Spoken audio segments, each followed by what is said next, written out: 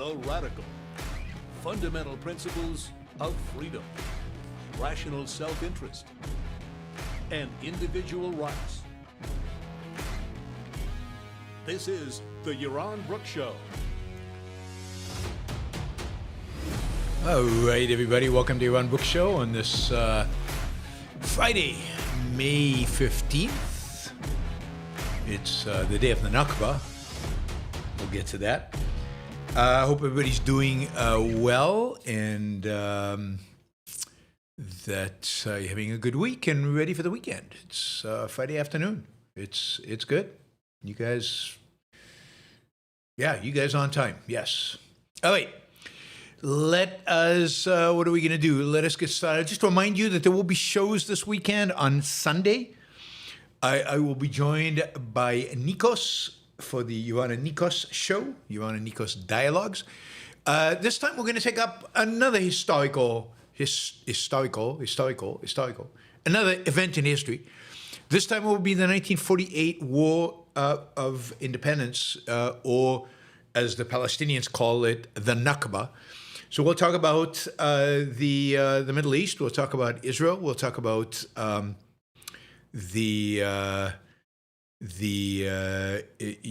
independence of Israel. What brought it about? What were the consequences? What claims the Palestinians have? We'll cover a lot of ground in that show. So that'll be on Sunday at 3 p.m. East Coast time. And on Saturday, not sure what the show will be, but there will be a show on Saturday as well. So stay tuned for the show on Saturday and Sunday. Somebody having sound is weird, muffled. Does sound weird and muffled for everybody? Maybe it's just me being a little less energy than usual. Still recovering. Still not quite there 100%, but getting there slowly. All right, so let's start. So Trump got on Air Force One and is flying back from China. I'm not sure where he is exactly right now, but he is not in China anymore. He's heading back home. And the first thing you would think, maybe not, we'll see, maybe not, but the first thing on his agenda you would expect would be Iran. Iran has kind of just been waiting, just still, Iran rejected whatever proposals the Americans made. Trump rejected the rejection of Iran, or the counter proposal Iran made. He said it was ludicrous and rejected it. And everybody in the world is now asking, okay, well, now what? What happens now? I can tell you the Israelis, at least according to Israeli media, expect Trump to come back and order a new round of bombing of Iran. Maybe not a major one. I think he said a quick bombing, maybe taking out 25% of the 25% of the targets they have identified. Hard to tell what that means, which targets, who's going to do the bombing, what exactly is going to be involved. Impossible to tell at this point. But I can tell you that the Gulf states and the rest of the Arab world and the rest of the Middle East and really the rest of the world is anxious to see what happens. The reality is that right now, oil prices are again very high. In some cases, there are real shortages of particular products. How to tell exactly where, the extent of them depends from country to country. But there are significant shortages around. Prices for gasoline are quite expensive in the United States, particularly if you're in places like California. But I think the average is above $4.50 a gallon, which is high. People want to know, when are the Straits of Hormuz going to be open? When is oil going to flow freely out of the Middle East? And what's going to happen to the Iranians? What's going to happen to their nuclear ambitions? What else is going on? We've heard stories over the last few weeks that, I don't know, according to American intelligence, which I don't have a huge amount of regard for, but Iran still has 75% of their missile capabilities, and they've dug out of their tunnels all the launchers, and they're ready to attack, and they've got a formidable force, and they are, they're going to create havoc in the Middle East. I don't know. but I haven't been impressed with Iran's abilities up to date. I will, in spite of the fact that they did inflict quite a bit of damage on American bases and on generally on American bases in the Gulf states and on the Gulf states themselves. They could do more of that, but it depends. It depends what the United States does. It depends what the intelligence is like in terms of where those missiles are, to what extent the United States and Israel can surprise the Iranians and take out the missiles before they're launched. I mean, a lot is up in the air, but everything is kind of dependent on Trump pushing the button, giving the green light. I think the U.S. military is ready, has been ready for weeks. It was ready before the ceasefire was started. The Israeli military is certainly ready, and they are ready to go on high alert, and they expected to go on high alert as soon as Trump got back. So everybody's ready, waiting for Trump, waiting on Godot. And it's hard to tell what exactly Trump will actually do. He has been very, very reluctant to push the button to start offensive operations again. He constantly is seeking deals. I think he hoped that the Chinese would have some kind of silver bullet that would get him out of the need for military action. I think Xi has disappointed him. I don't think anything came of that other than Xi saying, yeah, we don't want them to have nuclear weapons. Yeah, we want the Straits of Hormuz open. We'll talk to them. You know what that's worth? Nothing. At the same time, Xi is probably telling his people, yeah, arm the Iranians to the teeth. Let's milk these Americans as much as we can. So Iran is right now up in the air. We are waiting to see. We need to see what Trump decides. I hope. I pray. If I prayed, I would pray. I don't pray, so I won't pray. But I hope that this includes opening the Straits of Hormuz. That Operation Freedom. You remember Operation Freedom? It lasted, 24 hours before Trump backed down from it because the Pakistanis asked him to. Why the Pakistanis cared? It was an operation to open up the Straits of Hormuz, which involved U.S. destroyers escorting ships out, involved carving a lane that was free of mines in the Gulf, and it involved U.S. helicopters, A-10 aircraft, and destroyers kind of shooting all those fast boats the Iranians have out of the water. No reason was ever given for that, really, was ever given for that, why that stopped. I mean, remember, the ceasefire was conditioned on the Iranians opening the Straits of Hormuz. That never happened. They violated the ceasefire in minute one. Minute one. And yet the United States did nothing. So it's time. It's time. So let us hope Straits of Hormuz will be high on the agenda as the United States resumes bombing everything else. I would suggest the top priority for bombing would be, if you can get the leadership, get the leadership. If you can surprise them, great. But the rest of the priority should be missiles, ballistic missiles that can hurt the Gulf states and Israel. And then second should be just level the coast and the islands around the Straits of Hormuz to destroy all their ability to launch, again, ground-to-ship missiles and to launch drones and to launch the speedboats. Should just destroy their coastline. Destroy their ports. I still don't understand why the ports are still running. The ports are still functioning. But, last time somebody listened to me when it came to military strategy was, never. And that as being to their own, to both the Israelis and the Americans' own detriment for not listening to me. Pretty sad. All right, so that's where we are or not are. That's where we'll see. Maybe something will happen this weekend. I don't see why Trump would wait. I mean, as soon as he lands in Dulles or wherever the Air Force One lands, there should be a call and initiation of airstrikes. The Israelis, I assume, are preparing and are ready, but we will find out. We will find out.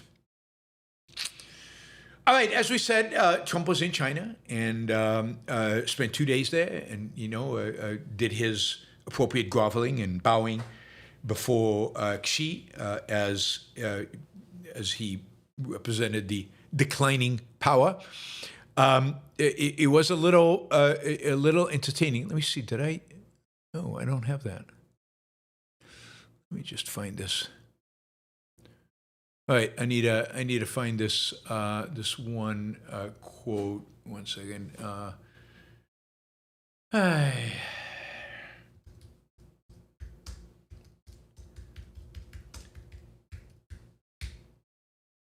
I was not appropriately prepared. It turns out I thought I had this. All right, there it is.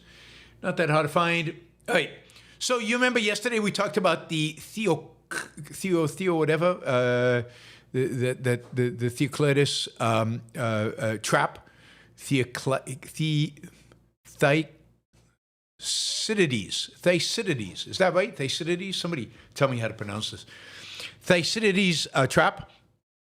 And, when she said it in front of Trump, and, we all know the reality of this. Trump had no clue what he was talking about. No clue. Only later did his staff tell him, she basically said, we're declining power. And they were rising power. And the whole idea of how do we negotiate this without going to war? Well, this is what President Trump tweeted. Later, much later, after he absorbed that and it was all explained to him, and he got a sense of what it is. Thucydides, right? Thucydides, something like that. Two cities. Anyway, this is what Trump tweeted. Though President Xi very elegantly referred to the United States as perhaps being a declining nation, he was referring to the tremendous damage we suffered during the 4 years of sleepy Joe Biden and the Biden administration. And on that score, he was 100% correct. Our country suffered immeasurably with open borders, high taxes, transgender for everybody, men and women's sports, DEI, horrible trade deals, rampant crime, and so much more. President Xi was not referring, even though he said it to his face, was now referring to the incredible rise that the United States has displayed to the world during the 16 spectacular months of the Trump administration, which includes all-time high stock markets and 401ks, military victory and thriving relationship in Venezuela, the military decimation of Iran to be continued, strongest military on earth by far, economic superpower again, and a record $18 trillion being invested in the United States by others, best U.S. job market in history, and more people working in the United States right now than ever before, ending country, destroying DEI, and so many other things that it would be impossible to readily list. In fact, President Xi congratulated me on so many tremendous successes in such a short period of time. 2 years ago, we were in fact a nation in decline. On that, I fully agree with President Xi. But now, the United States is the hottest nation anywhere in the world. Climate change? And hopefully, our relationship with China will be stronger and better than ever before. I mean, Trump has to be the most embarrassing president in American history, right? I mean, this is such a rationalization, a cop-out, a complete BS. I mean, Xi said it to him. He didn't say it to Biden. He didn't say it 2 years ago. He said it today. And it was pretty elegant. So elegant that Trump didn't get it. He had to be coached. It's really pathetic, right? So that is Trump's response to Xi's sophisticated implication that the United States is in decline. Trump did not address the issue of Taiwan at all. He kind of avoided the question when he was asked by Xi about his views on Taiwan, whether America would send troops to Taiwan. Trump just avoided the question and did not answer. That is a sign of strength, people. A sign of strength when you don't answer a question. That's a sign of strength. America is back. It's the best it's ever been.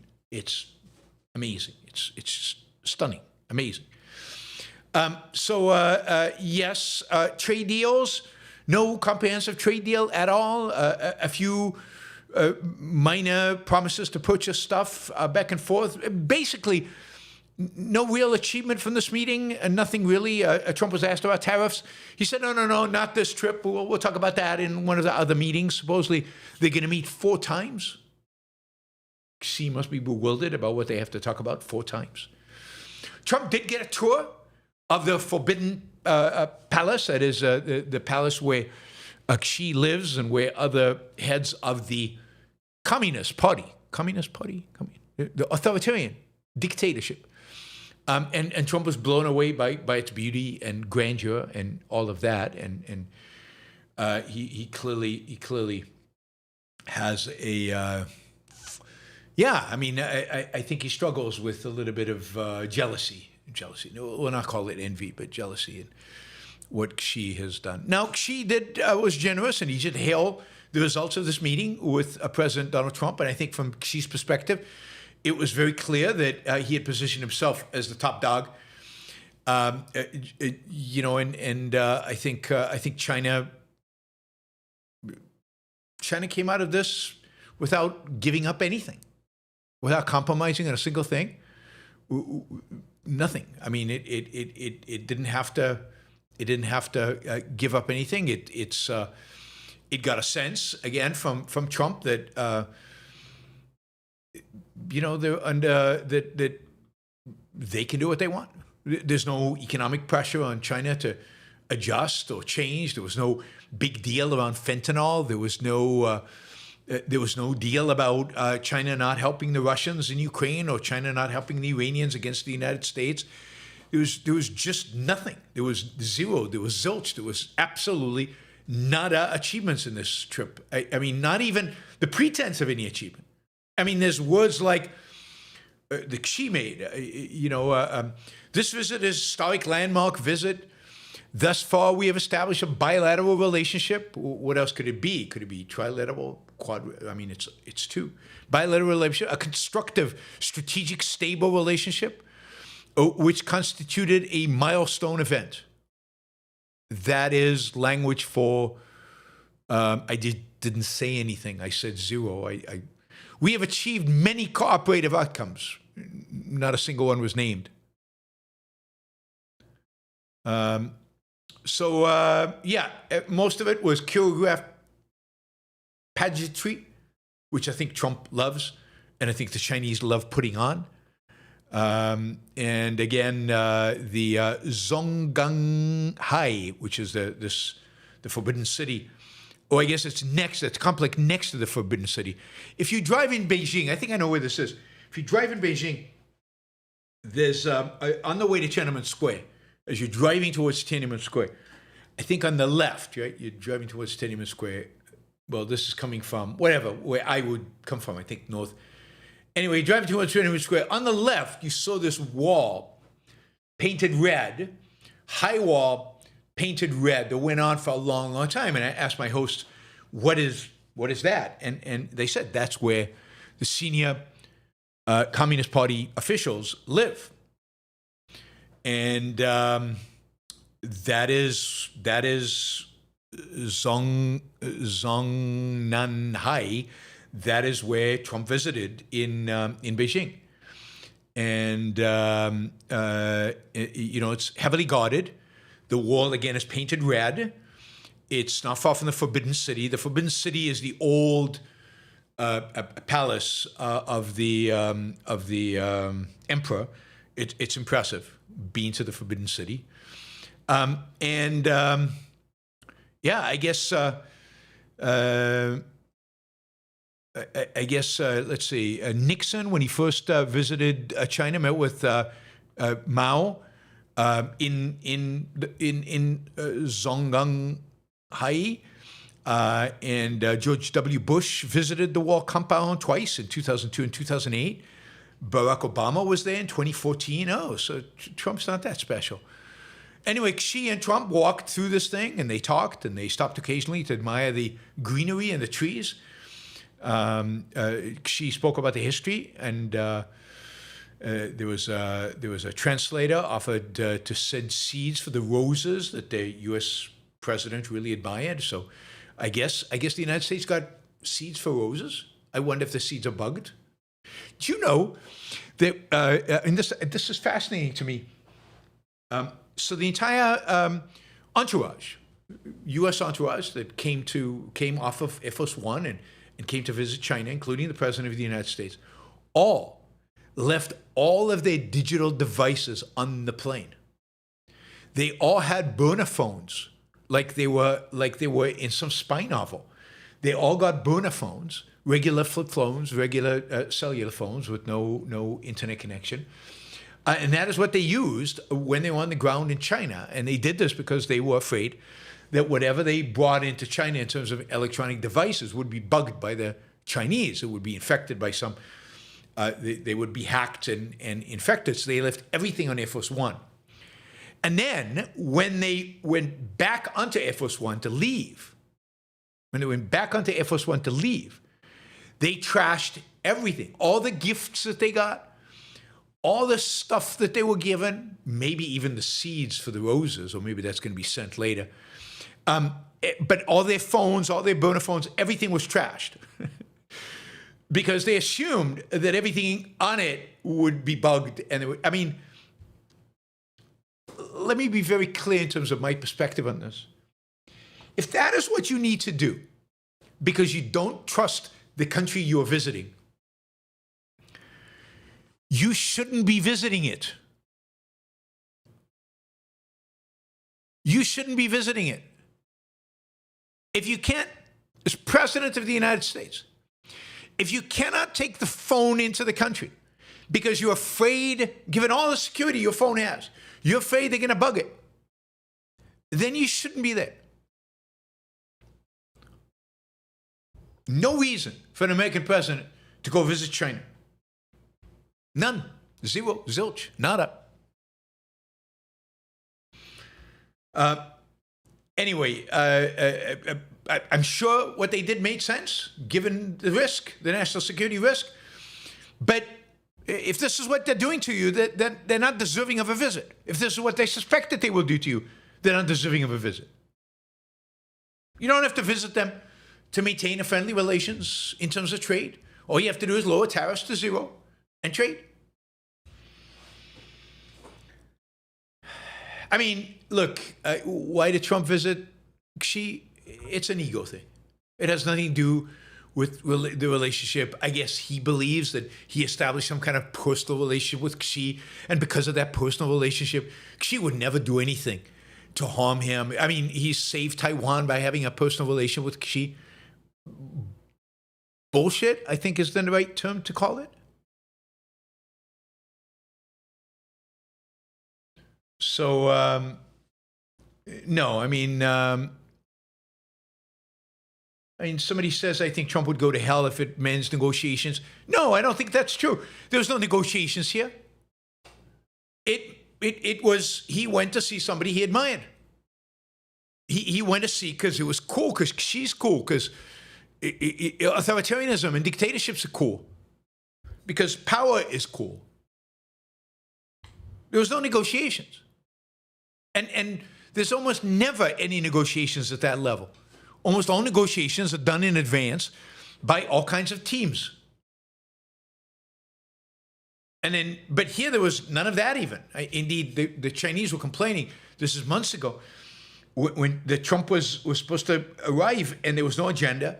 They had not negotiated anything. There was no, they were wondering what the point is, and you should all wonder what the point is. There's no trade negotiation done, and no trade negotiations needed. The United States need to decide what is off limits to trade with China because of national security reasons, and everything else should be tariffs at zero, including, by the way, Chinese electric cars. Let Ford and GM compete. And by the way, the Chinese electric cars would do well in the United States, but you're not going to buy electric cars in rural America. I mean, the U.S. auto companies, we've talked about this a lot, U.S. auto companies will still be selling pickup trucks and SUVs and that's what many, if not most Americans actually want to drive. But why are we denying Americans the best electric cars out there and denying competition for Tesla and,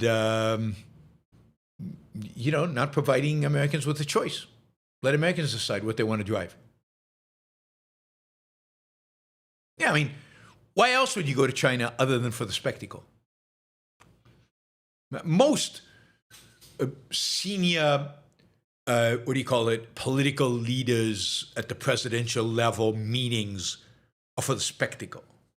Very few actually achieve anything. I mean, when Putin meets Trump, Putin always achieves something. Always.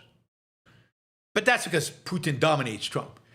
And I think Xi achieved quite a bit, because I think he if you look at pictures of him and Trump looks depressed.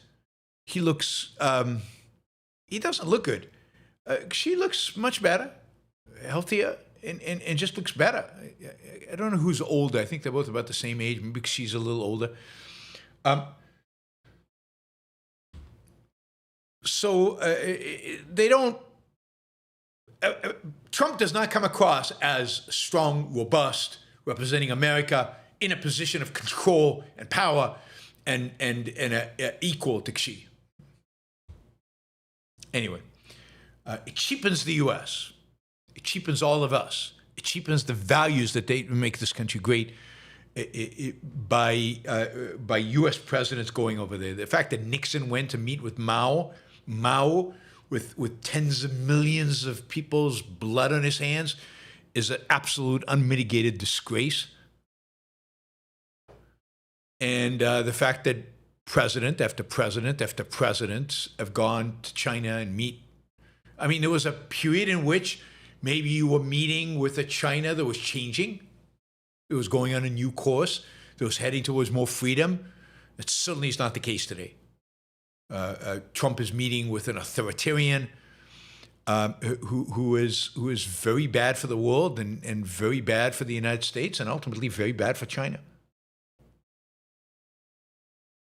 Mao is 10x the man that Nixon was. So slaughtering and engaging in policies that lead to the death of tens of millions of people makes you 10x the man of anything? Mao was subhuman.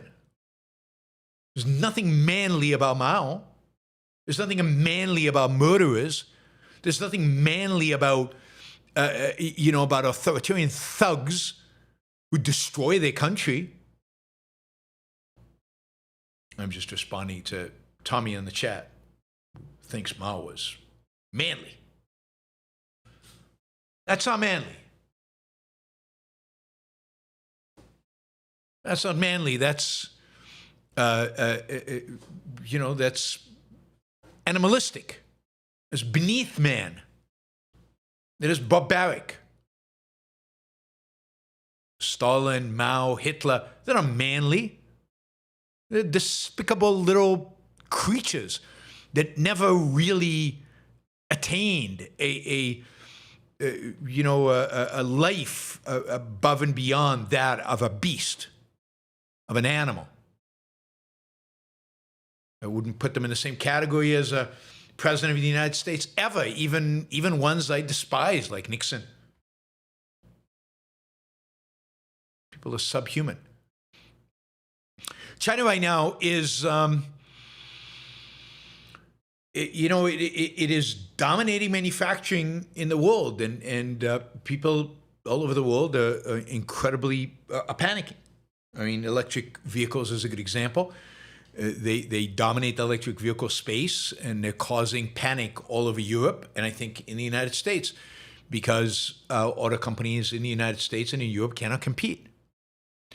But in every realm of industry, from the most sophisticated to the least sophisticated, China is producing. And it is entering new spaces like biotech and pharmaceuticals at an ever-increasing pace. And the government is subsidizing a lot of this while leaving entrepreneurs enough space to innovate and produce, enough freedom for new ideas to come about. China's economy is struggling because beyond kind of manufacturing, particularly for export, the economy is really, really, really struggling from decades really of mismanagement and malinvestment, particularly into a real estate sector that has turned into a complete and utter disaster. But once you look at just the sectors like tech and manufacturing, China is incredibly productive. Now, it's not sustainable because China subsidizes so much of it. It's not wealthy enough to subsidize it. It doesn't have the funds. It has to get the funds from somewhere, massive amounts of debt. China's far more in debt in a sense of debt running deficits than the United States is, than Europe is. For China to pay off this debt, it's going to have to significantly inflate in the future.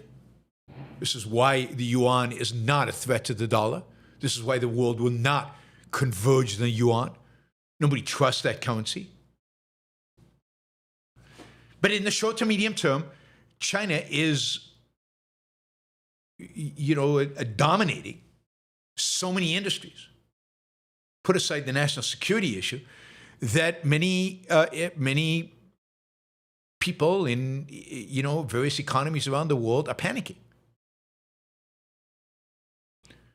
And ultimately, China will fail, right? Economic policy, industrial policy, central planning does fail. China has too much of that. It has a marketplace, but too much of it is manipulated and controlled by a central planning authority with 5-year plans. The huge budget deficits, the enormous amount of debt throughout its economy, not just at the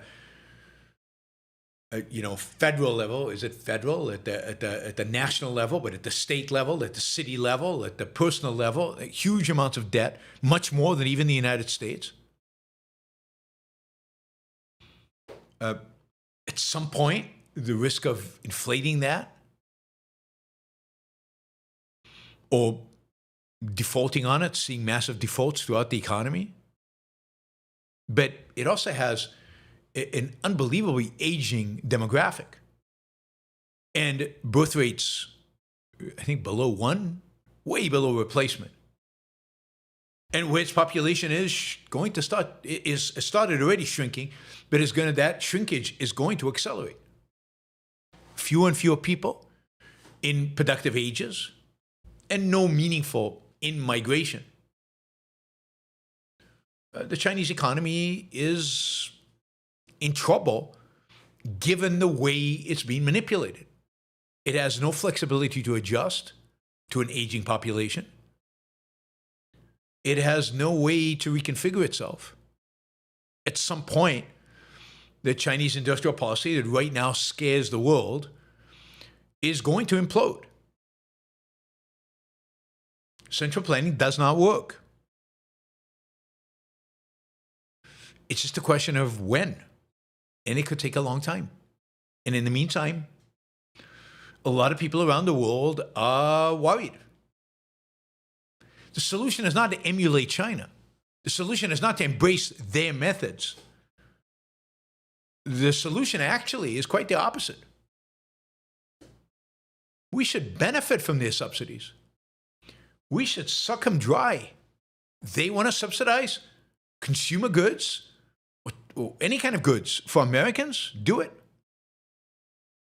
But at the same time, in those areas where China really, where there really is a national security risk, the United States needs to, the United States and Europe are not burdened by China.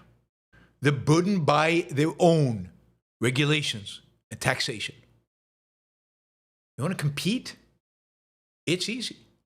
Deregulate. In the US, deregulate, deregulate, deregulate. In Europe, even more deregulate. Like instead of 3 deregulations, do 4. And in Europe, cut taxes, particularly corporate taxes. Cut taxes, cut taxes, cut taxes. Deregulate, deregulate, deregulate. In the US, mainly deregulation, massive deregulation.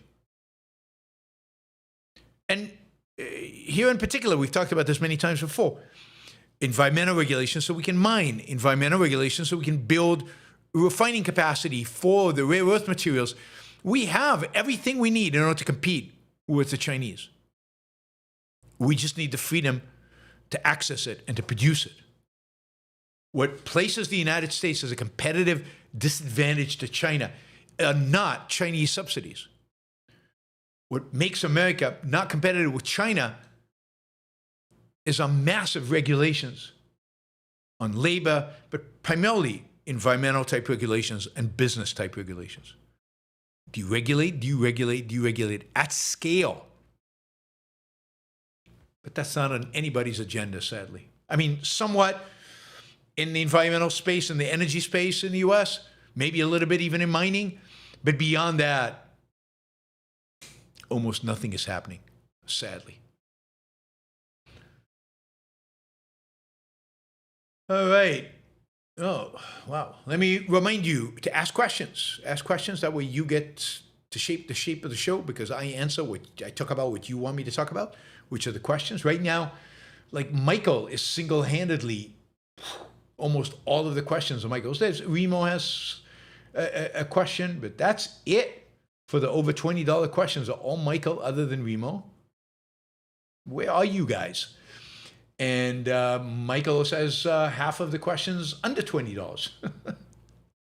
So step in, guys. Ask questions. Support the show. NYK, thank you. Thank you for the sticker. Really appreciate it. And also Roland, thank you for the sticker. All right, so let's see. That was China. Hamas, good news today. It turns out that in spite of the ceasefire in Gaza, Israel continues to take out targets. And this afternoon, the Prime Minister Netanyahu and Defense Minister Katz both announced that Israel struck Is el-Din al-Haddad, who is Hamas's military leader and was one of the key planners of the October 7th. Indeed, he is one of the only remaining commanders from the time of October 7th that was still alive. And it seems like Israel took him out this afternoon. And he's led Hamas's military since the death of Sinwar. I expect that he is dead. They seem pretty confident about that they had identified him. They dropped enough bombs to make sure he was gone. Again, he's the highest-ranking military commander of Hamas. The latest senior Hamas figure remaining in the Gaza Strip, who was among the leaders of the October 7th massacre. Haddad constantly moved from place to place during the war, heavily involved in arranging the hostages. By the way, when he moved around during the war, he had hostages attached to his hip.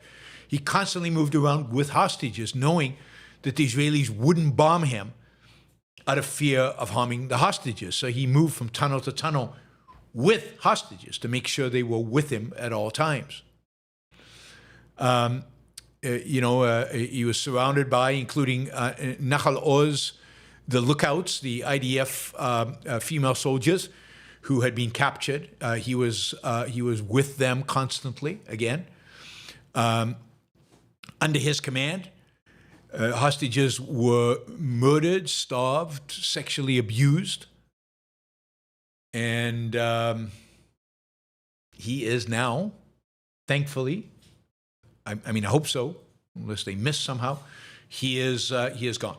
So good riddance. Although, as I've said many times, The reality is that you can bump off the leadership and bump off the leadership and bump off the leadership and keep doing this. And then new ones pop up, new ones pop up. Now, every generation is younger, less experienced, less competent than the previous one, so it's all good.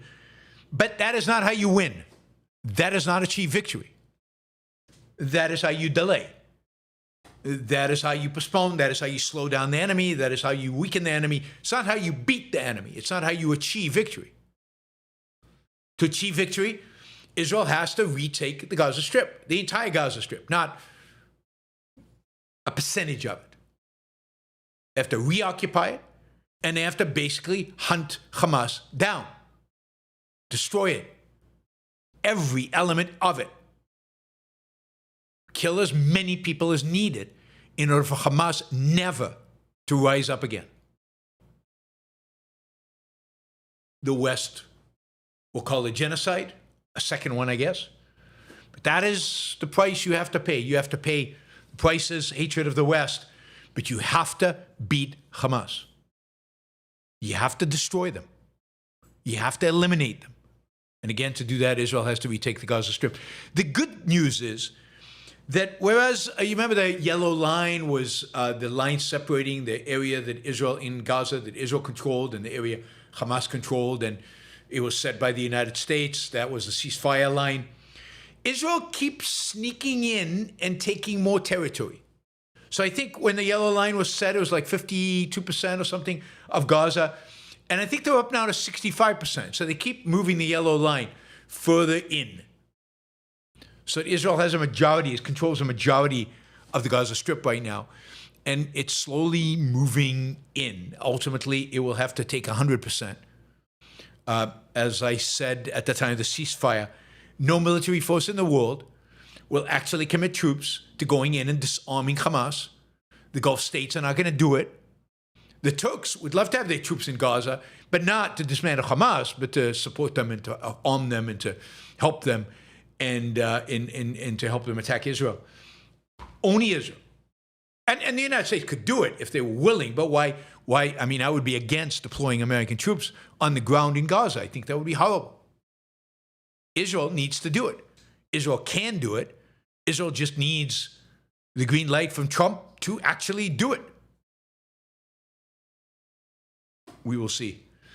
We will see what happens. It is interesting that they chose today to do it, May 15th. Today is the 78th anniversary of the Declaration of Independence of Israel. Now, granted, in Israel, they don't celebrate it on May 15th. They celebrate it in the Jewish calendar, which every year is going to be a different date.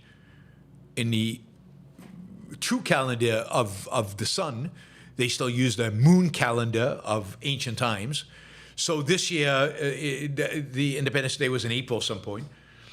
But in terms of the actual time, if you want to be in a real calendar, it is celebrated. It should be celebrated on May 15th. This is the date of Israeli independence.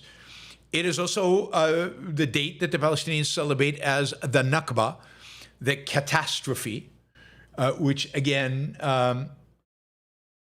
is today. Tell me, what do you have against Egypt? Why would you want Israel to invade Egypt? That is bizarre. I didn't think you were this militant, Tommy.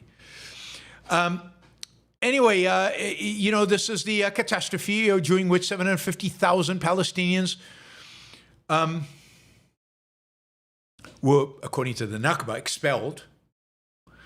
And over 400 villages, according to the Palestinians, were destroyed. And the Israeli state was established. Now, most of the Palestinians were expelled way before May 15th, or weren't expelled, they left. Most of them left. But we'll get to that. We're not going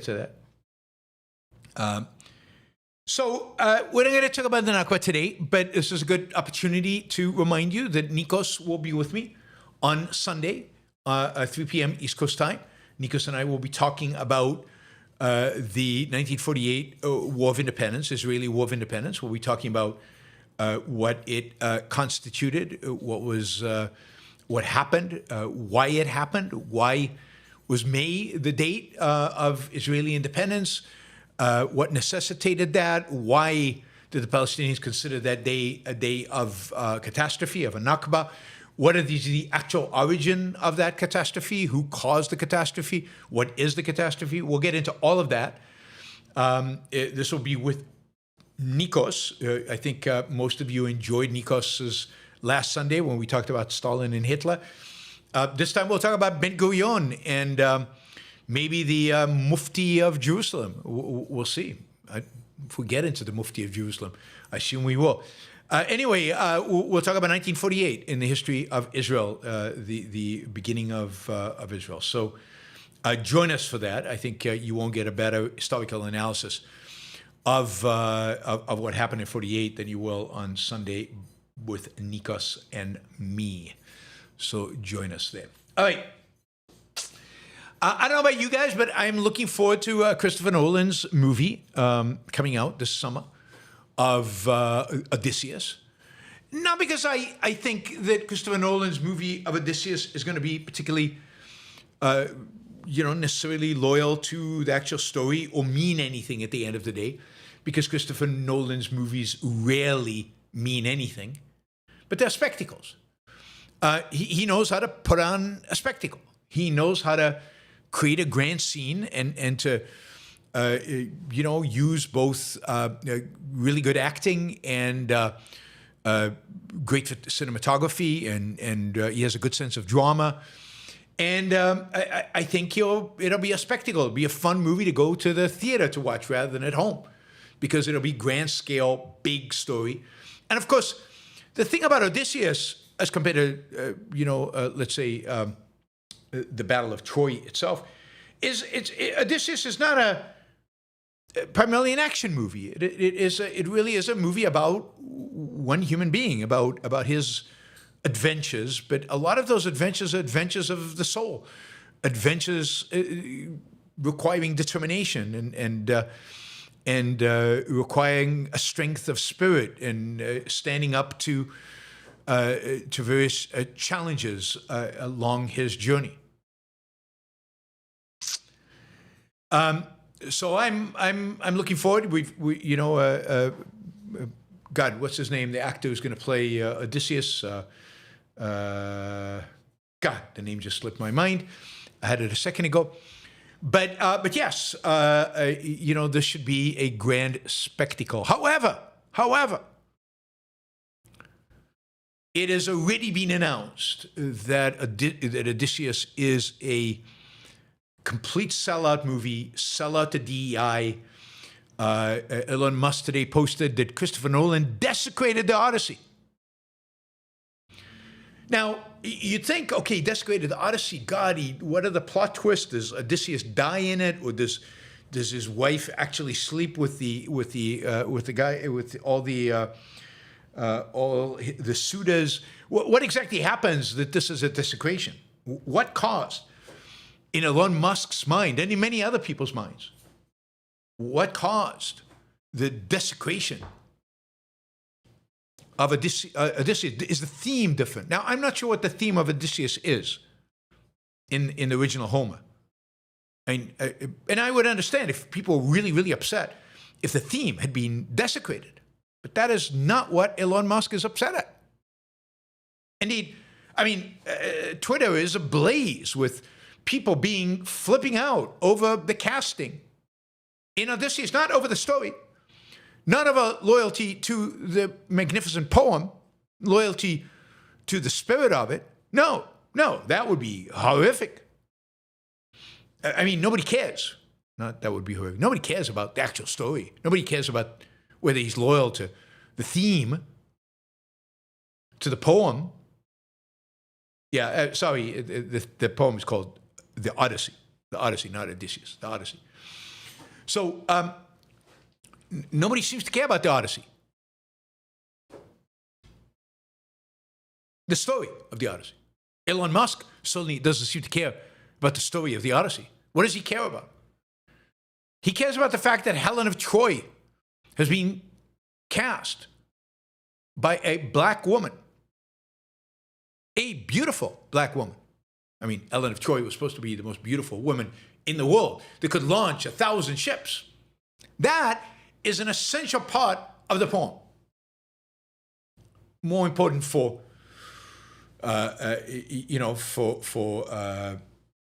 the sequel to the Odyssey than for the Odyssey itself. But it's part of the beginning of the story, right? Because Odysseus is the Battle of Troy is over. Odysseus is going home, and the Odyssey is about his trip home. So the actress who plays Helen of Troy is going to be on screen for a few minutes in this 2.5-hour movie. And yet the internet is exploding because she is being cast, she is black. And the Greeks back then were not black. And people are very, very upset by this. How could she be a beauty who launched 1,000 ships if she's black?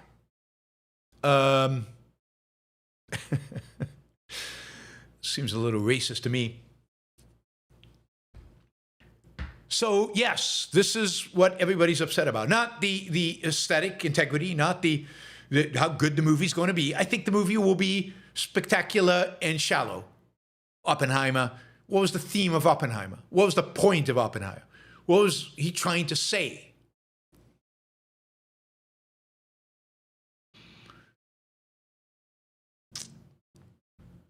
So she's a beautiful black actress. Why does anybody care? Oh my God, it's woke. Why does anybody care? Again, why do you care? Now, then people freaked out. Oh my God, people really freaked out about this one, right? And that is, they freaked out because who is going to play Achilles? Achilles, who's this,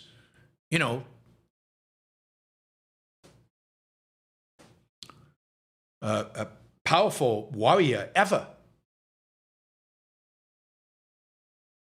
And the rumor was that Elliot Page was going to play Achilles. And Elliot Page is trans, and it kind of looks like a little boy.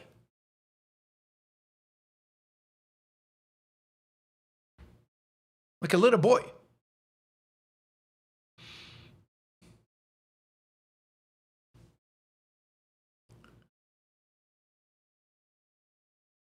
That wouldn't be a good Achilles. Yeah, I can't see that as an Achilles. And it turns out indeed that, I know this will be heartbreaking for some of you, he's not playing Achilles.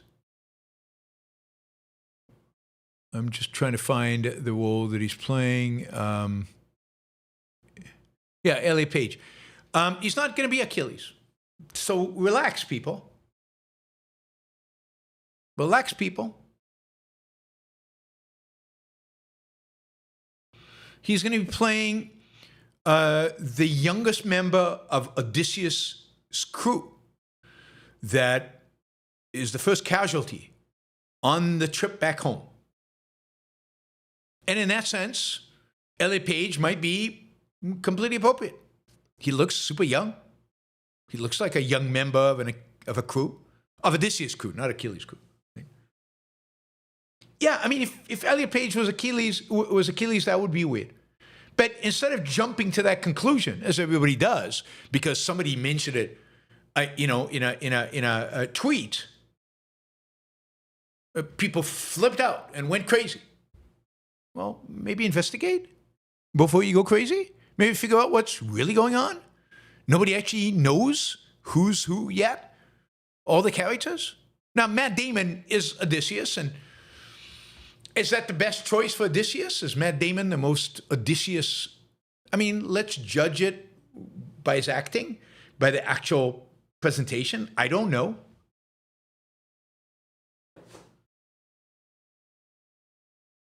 Supposedly they're including the Hades part. He does go down into hell, into the afterlife, not hell. So he goes down to Hades, and this character that Elliot Page plays a role down there, right? But it's not Achilles. It's not Achilles, because he's the first casualty. Remember, first casualty. Anyway, people are flipping out over this. I mean, the racism is disgusting. Now, it's true that the Academy Award now has this criteria of some kind of racial thing, and you have to have so many minorities and so many this and so many that to be eligible for a prize, which is disgusting in and of itself. The only criteria should be the quality of the movie. But the flip side of that is to flip out about what? I mean, I had a quote here from, Matt Walsh. He says, not one person on the planet actually thinks that Lupita Nyong'o is the most beautiful woman in the world. But Christopher Nolan knows that he would be called a racist if he gave the most beautiful woman role to a white woman. Nolan is technically talented, but a coward. I mean, I think he is somewhat of a coward because, again, he refuses to make any kind of statement in his movies, which is much more profound. But why isn't she the most beautiful woman in the world? Is the most beautiful woman in the world a white woman? Is the passage in Homer saying something about the whiteness of her skin, of her arms, I think, of her arms? Is that the most important thing to fulfill the integrity of the poem? Now, I'm curious what Nikos is going to think about this, because this is supposed to be portraying Greeks, and Helen of Troy is supposed to be Greek. But I'm looking at a photo of Lupita, and she is pretty gorgeous. So, I don't see why it has to be a white woman, why any of these characters have to have the skin color. I mean, the skin color in Othello matters. It matters in Othello because it's part of the plot, right? The fact that he's black is part of the plot. The skin color in, if you're doing a movie about slavery in the South, skin color matters. But why does skin color matter here in terms of the characters, the characterization? By the way, I think she plays Nyong'o plays two parts in the movie, both Helen of Troy and her sister, the sister of Helen, whose name I can't pronounce, who is married to Agamemnon. And it looks like maybe Agamemnon is black as well. This is upsetting people. This is the level of, I mean, literally, Elon Musk is all over the internet fuming about this. I think we live in a pretty disgustingly racist society if this is what matters to people. Now, it is true that it shouldn't matter to the Academy Awards either. So the whole thing is racist from left and racist from right, but it really is sad. Really is sad. By the way, Oppenheimer, yeah, that movie. Remember that movie? Oppenheimer had an all-white cast, I believe, and yet it won all the Oscars. So somehow you can win the Oscars in spite of having lots of white men in the leads. So I'm not sure. I'm not sure how it all works at the Oscars. It turns out that it's not a disqualifier. But yeah, I found it astounding that people are judged by the color of their skin, not by the quality of their acting, not by the quality of the movie they put together, not by the aesthetic value of what they've done, and it's commitment to the themes and the essential nature of the work that they are replicating. That is, in this case, the Odyssey. But based on the color of people. I mean, this is. Judging Hamilton, the musical, based on the fact that all the characters were black, representing the founding fathers who were white. I mean, why did that matter? I mean, you judge it by the quality of the music, the quality of the text, the quality of the acting, the quality of the singing and dancing. It's a musical. Now, it's true that the fact that they chose an all-black cast to do it purposefully is also kind of way more racist than I would like, but the whole thing is ridiculous. The whole thing is absurd. People's skin color should have nothing to do with these considerations. Again, unless it's necessary for the story. And in some cases it is. If the story's about slavery in the South or Othello or something like that.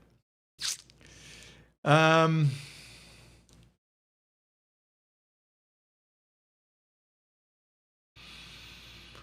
right. So I am disgusted by the racist state of both left and right in America today. I never really thought I'd see that, right? I mean, America was racist for a long, long time, but I didn't think I would actually see it grow and become as significant as it is in America, of all places, of America of today. All right, let's see.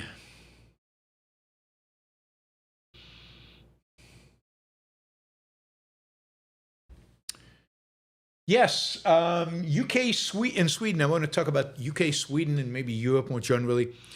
The UK is in deep trouble. I mean, the economy there is really struggling. You know, if we think the US economy is struggling, no, we're growing robustly in comparison to the UK. The UK is massively in debt. The interest rates on UK bonds are historically high, the highest they've been in decades, because nobody wants to buy their bonds because nobody trusts the UK government to actually pay back all the money that they're borrowing. There's no plan in place to how to solve the debt crisis in the UK or how to get the economy going. The economy is struggling. And again, debt is through the roof. Services are declining. NHS is way understaffed. And yet, you know, can't bring immigrants in because immigrants are hated and resented. So we can't bring them in. Can't deal with that. The Labour Party is unbelievably unpopular. Under Starmer, they have just taken a massive electoral loss in local elections. Doesn't affect their parliamentary majority, but affects local elections. Massive loss. They lost, I think, 1,400 seats in local councils. And what you're seeing is a rise on the left of kind of the Greens, who are becoming the representative of the Islamists in the UK, and of Reform, which is kind of a anti-immigrant, statist, you just a mishmash, incoherent mishmash of kind of right-wing populism on the right. Those are the two parties on the right. But the UK is, from a purely economic perspective, on the decline.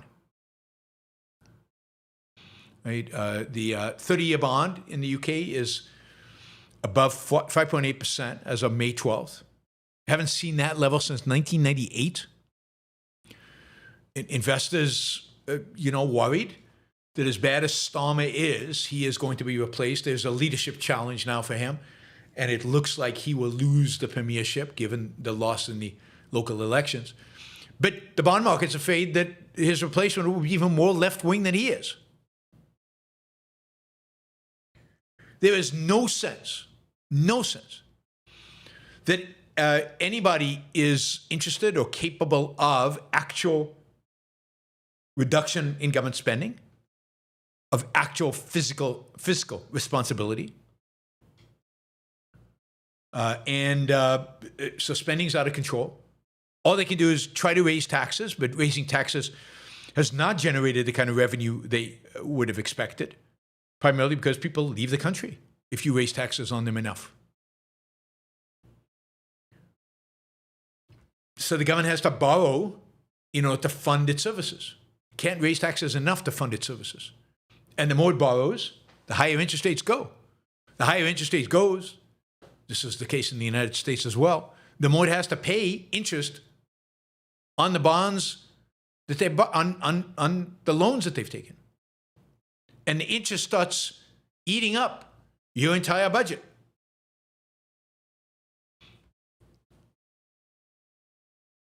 I mean, in the most recent fiscal year, the UK government spent $100 billion just paying interest on its debt. That's just interest. That's about the same as it spends on education every year. And that is only going up. That is only going up. And the more that goes up, the more borrowing they have to make. The more borrowing they have to take on, the higher their interest rates go up. The higher their interest go up, the more the interest payments go up. And it's not a virtuous, but the opposite circle that just gets worse and worse and worse and worse. Indeed, the one socialist government in Europe is crashing. And it's not clear how they get out of this. It is not clear how they get out of this. We will see who replaces Starmer. The number of people running for that position, but there's no clear-cut, unequivocal, leader. But it's likely to be somebody from the left, further left than even he is. So the UK is in trouble, and there's no clear path out of it, because you're not going to get elections, national elections in the UK. I think 2028 or maybe 2029. The Labour has a majority in Parliament, so they don't have to go to election until 2029.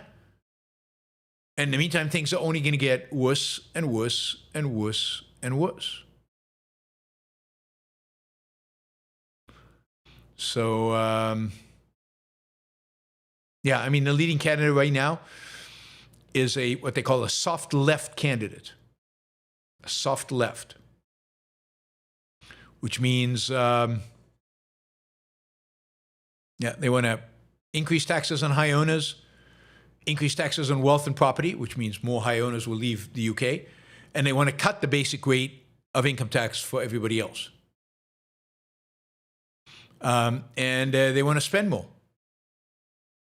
More EU alignment, increase spending on defense. That's everybody in Europe wants to do that, but where's the money going to come from? Nobody knows. Anyway, that is the UK. That is the situation there. On the other hand, if we shift to Sweden, yesterday, was it yesterday? No, 4 days ago, the Wall Street Journal ran the following major story. This is the headline. The world's most surprising capitalist makeover is underway in Sweden. The shakeup of cradle-to-grave care is lowering government spending, spurring innovation, and stirring the fears about those left behind. In other words, Sweden is turning its back on its socialist past, has been since the early 1990s, but is continuing to do so. And here's from the article. For decades, Sweden was shorthand for a brand of high-tax, high-spend government that managed people's lives from cradle to grave through state-run hospitals, schools, and care homes. No longer, with little fanfare, this Nordic country of 11 million people has embraced capitalism. Well, let's not exaggerate, Wall Street Journal. They've embraced elements of capitalism, a little bit of more freedom. Today, listen to this. Nearly half of primary healthcare clinics are privately owned, many by private equity firms. Oh my God, they're PE firms in Sweden. 1 in 3 public high schools is privately run, financed by the government, but privately run, up from 20% in 2011. School operators are listed on the stock exchange. Sadly, the curriculum is national, so there's no competition in curriculum. There's just competition in efficiency of running a school.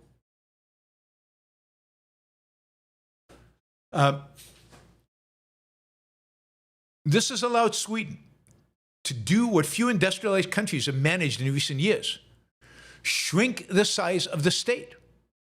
That has enabled the government to sharply lower taxes, and economists say sparked a surge in entrepreneurship and economic growth.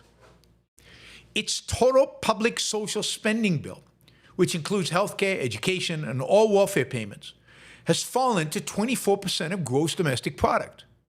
Similar to the United States, and well below the over 30% of nations like France and Italy. Note that it's similar to the United States, which is maybe if you don't include defense, but the U.S. is at 22.7, right? And I think that includes, I wonder if that includes state and local as well. Go on to say Sweden's economy is expected to grow by around 2% a year through 2030, roughly the same pace as the United States, and double the growth rate of France and Germany. Sweden is a real land of opportunity, says the country's finance minister. I want people in capital to stay here and grow. What a concept. While many European countries are raising taxes, the article continues, Sweden has cut them 3 years in a row. Sweden's top income tax rate is falling close to 50% from nearly 90% in the 1980s. If you consider the overall tax burden, it's more attractive here than in the United States, says Connie Johnson, a billionaire founder of EQT, a Stockholm-based private equity firm. Oh my God, wait a minute. Not only do the Swedes have private equity, but they have. I mean, this is hard to believe. Somebody call AOC quickly. They have billionaires. Billionaires. Private equity billionaires. It's terrible. It's just horrible.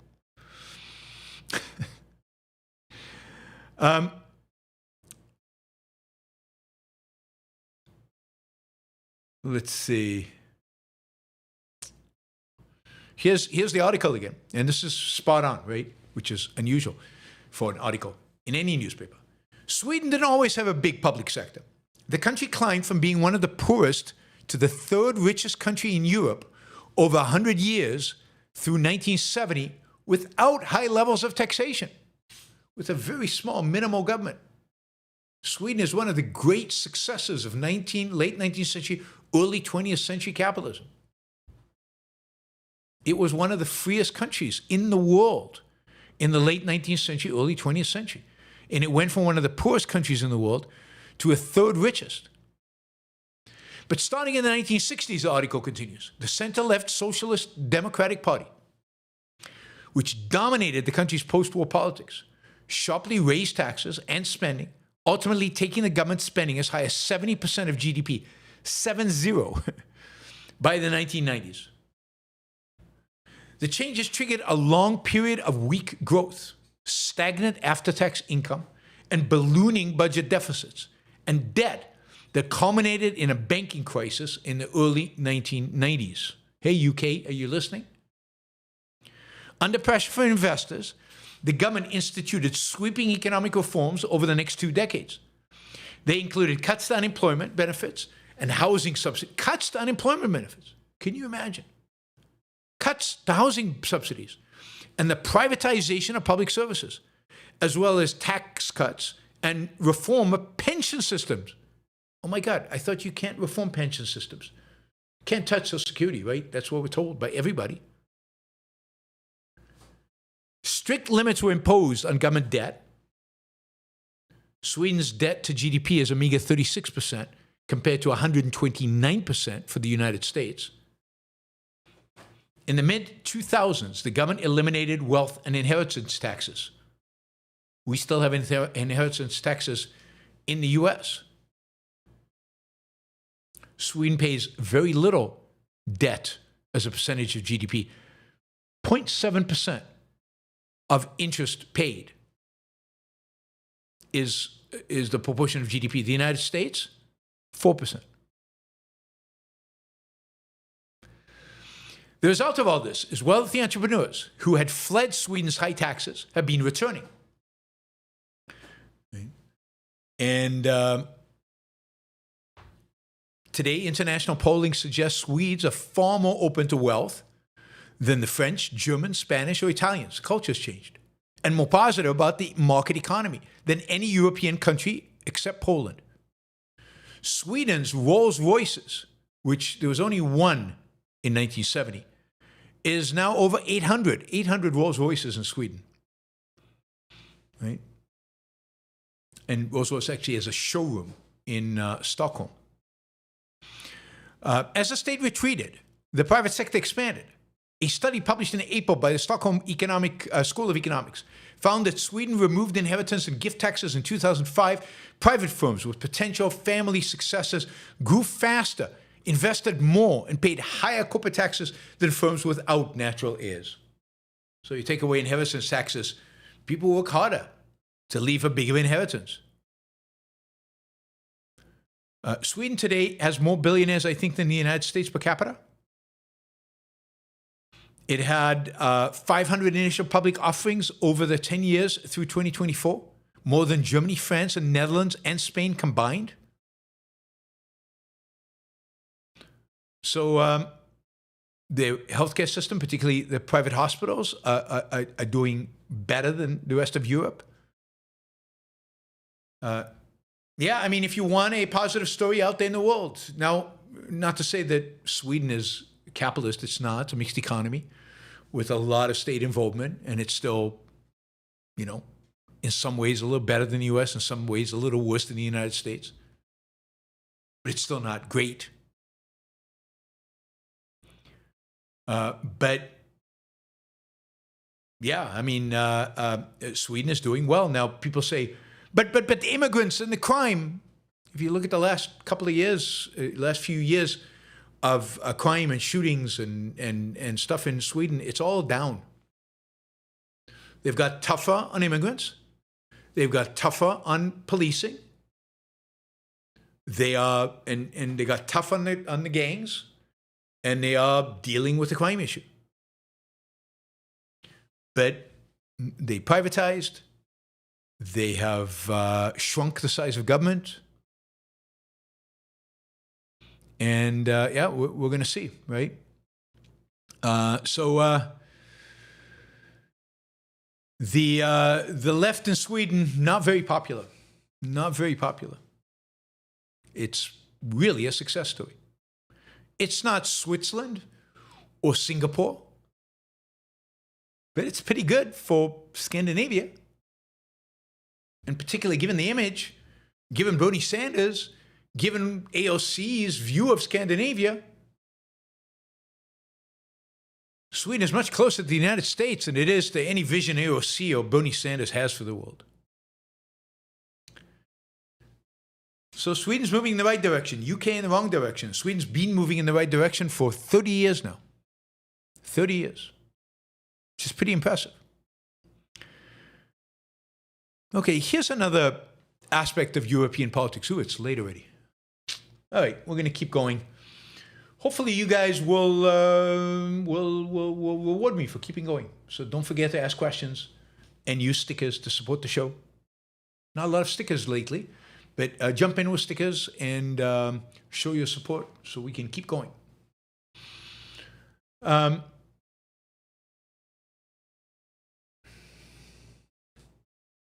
Europe generally has,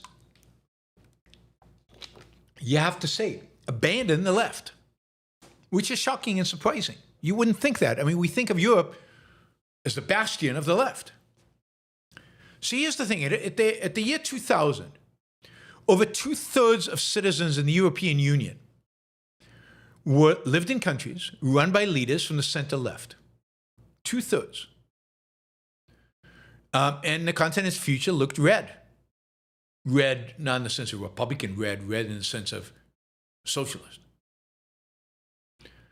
Now, Tony Blair and Schröder in Germany weren't exactly diehard socialists, but they were left. And, they emphasized the welfare state, the regulatory state, and that was their shtick. They, took the best ideas from the right and mixed them with their lefty stuff, and that was their luster, but they were definitely part of the center-left. But here's the funny thing. By 2016, the number of Europeans living in countries run by social democrats or left of social democrats went down from, what I say was earlier 2/3 to 1/3. So it cut in half. This is in terms of population. And then if you look at the EU today, of the 27 national leaders, only 3 are on the left. 3 of 27. Sanchez in Spain, Frederiksen in Denmark, and I just read today that she's having problems organizing a government, so she might not be there for very long.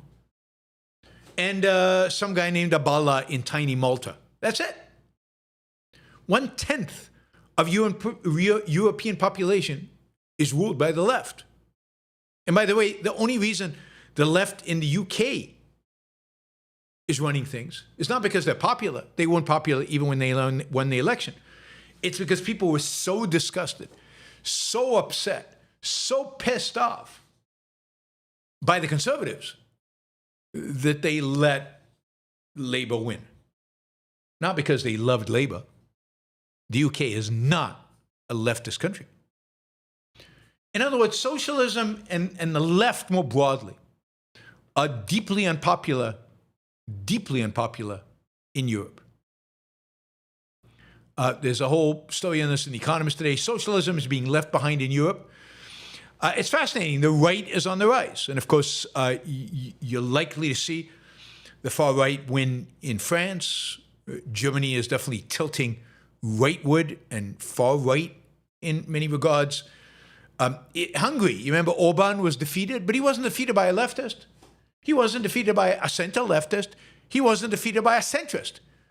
He was defeated by somebody else on the center-right who was just more sane than he was and less friendly with Putin and less corrupt. It's primarily the corruption that mattered.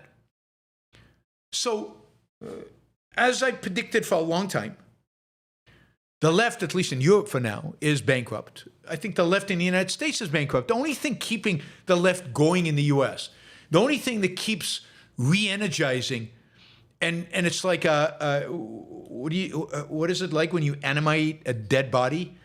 The only thing that keeps animating the caucus of the Democratic Party is Trump and the insanity and stupidity and absurdity of the Republican Party. But America is not leftist. I mean, and it's not even clear. I mean, I'm pretty sure that Spain, when they have an election next year, is going to vote Pedro Sanchez out. And that will be the last major European country to be governed by a leftist. The right will have in Europe 100% of all the states. Now, the right is the right far left in what sense? The right is far left when it comes to economics. And look, the left is completely won in economics. The left is dominating in economics, with the exception of Sweden. But when it comes to cultural issues, that's where the right dominates. Right dominates on culture, dominates on immigration. But everybody's a statist. This is my whole argument about there's no difference between the left and the right. Essentially, in terms of human liberty and human freedom, I'm not left or right. I don't care. I like the fact that socialism's out. Now we need to make clear that right-wing populism is out, and fascism is out, and statism more broadly is out, and collectivism is out. And then we can talk. Then there's something we can fight for. But, it's good to knock down one, socialism. But yes, Europe is rejecting the left, just as America has, and is likely to continue to reject the left, except in the United States we have a right that is so insane and stupid. I mean, dumb, I think is the real thing. I mean, Trump, it's just dumb, moronic, that, all you have left is the left. What alternative is there? To keep voting for dumb and dumber? That is not working out for the average American. Average American's life is not better for having Trump in the White House. And they know it. So what option do they have if this is what happens when they vote Republican? This stuck. We are stuck. All right, some good news. We talked about this, so I'll make this quick because we've already talked about this. This is the abortion pill. Mifepristone, which the Fifth Circuit Court, if you remember, Fifth Circuit, restricted access to over telehealth, telemedicine, and by mail. And as a consequence, basically banned the distribution of the drug except through a physical examination by a doctor. This would have made it impossible for women in states that have banned abortion to get the drug. Alito, there was an emergency appeal. Alito had extended had basically blocked the Fifth Circuit Court's decision for a week. This is over a week ago. He blocked it for a week, pending a broader court decision about this. The court now has made a decision, and in a brief order, it basically blocked the Fifth Court's decision, and it basically assigned the litigation back to the lower courts. The litigation will go ahead. That is, people are litigating against the FDA's approval for telemedicine for this drug. That will be litigated in the lower courts. It'll go back to the Fifth at some point. It'll then be challenged, and it'll probably land up in the Supreme Court again. But at least for now,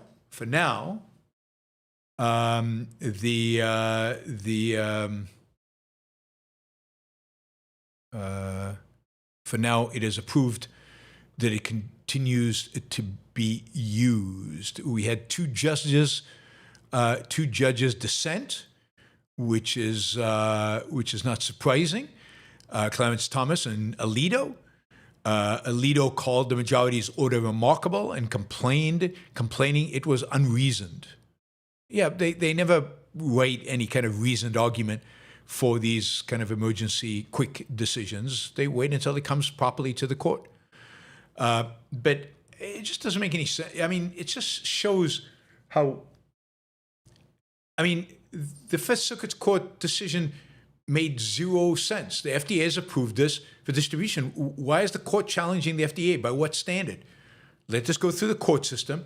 If there's a challenge, let it go through there and let decisions be made. But what is the emergency that the Fifth Court has to ban the distribution of the drug when the FDA has clearly said this is fine, this is not a problem? Since when is the High Court a medical expert in these things? Anyway, that is the news for this Friday, May 15th. Thank you, everybody, for being here. Thank you, all the super chatters. Lots of super chats. Oh, and we got a bunch of kind of just in the last few minutes of stickers. Lawson Logic, thank you for the sticker. Linda, thank you. Jeremy, thank you. John, thank you. Greg, thank you. Let's see. We had, yes, we had Selfish Subscriber, $50. Thank you, Selfish Subscriber. And NYK, I think I thanked NYK already. And Roland, thank you guys for the sticker. You too can still do a sticker. So feel free to jump in with the sticker as I answer questions here and as I tell you about our sponsors. I want to remind you that the Ayn Rand Institute is holding a few hours left, just a few hours left on a sale for tickets to Okan. There right now is a 20% discount, 20% discount for all adult and young adult registrations. It will expire tonight at midnight, I think Pacific time. So check it out. Sign up. I mean, this is a conference that's going to celebrate the 250th anniversary of the signing of the Declaration of Independence. It's going to celebrate the producer in America and the connection between the producer and the Declaration. Steven Pinker is going to be on a panel, and that's going to be exciting to see Steven Pinker interact with some of our leading philosophers. You're just going to be surrounded by 500 other fans of Ayn Rand's ideas. It's just a great environment. It's a great place to be. New Orleans is a great city fantastic food, amazing jazz, a thriving nightlife, and you get 20% off today. So do it now.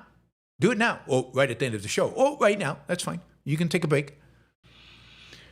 So those of you listening after the fact, if it's still May 15th, you still get the 20% discount.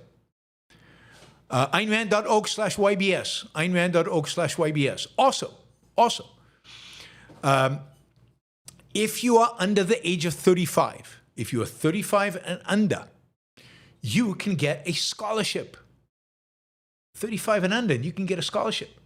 Everybody under 35 should be applying. What have you got to lose?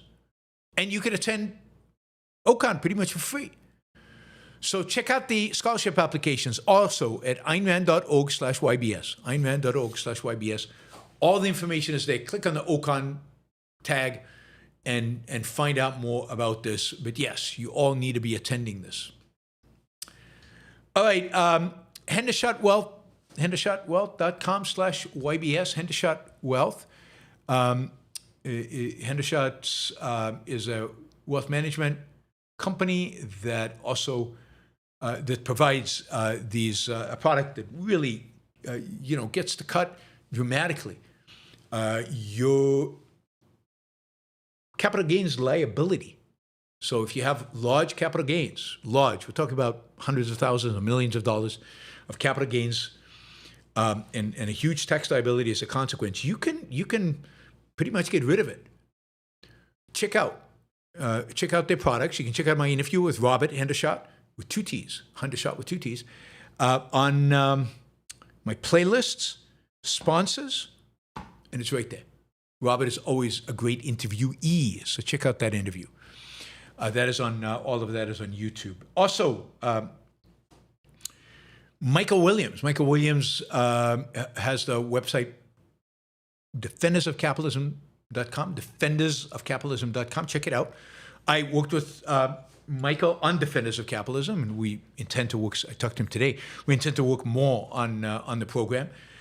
This is a political, social, philosophical, economic, moral defense of capitalism. It's a flexible program that can be varied from an hour talk to a 2-day seminar or a 4-day seminar. Well, as long as you want seminar. Right? So check it out, sign up for it, and sign up for the newsletter, get information. And by the way, if you're involved in a company or an organization that would like to have somebody come in and speak about capitalism, let Michael know. Would love to come by and educate people about what capitalism really means. And finally, Alex Epstein. Alex Epstein is the #1 world authority on everything related to energy, electricity, AI, power needs. And right now, he is hugely focused on deregulating the permitting process at the federal and at the state level so that we can go out there and mine and build and drill and build and mine the resources that are so necessary for the kind of high-tech industrial society that this country is building. So, yes, if you care about American prosperity, check out alexepstein.substack.com. Sign up for his newsletter. Sign up for his AI. Alex AI is amazing. And we're building a Yaron AI to be released soon. Yaron AI based on Alex's platform. All right. Let's see. I remind you to sign up for Patreon. A lot of you are on Patreon for free. I get that. That's great. But value for value, you are listening to the show. You're getting some value out of it. You're enjoying it, I hope. So check out. So maybe switch from free to $2, $5, $100, $500, something to reflect the value for value. Those of you listening, and a lot of you out there, a lot of you are listening, and do not directly support the Yaron Brook Show. Well, you should, and you can, and we should be traders. So please consider supporting the Yaron Brook Show, Patreon or PayPal. Just go on there, put in whatever you feel comfortable doing. whatever makes sense for you, whatever value you feel is reciprocal, and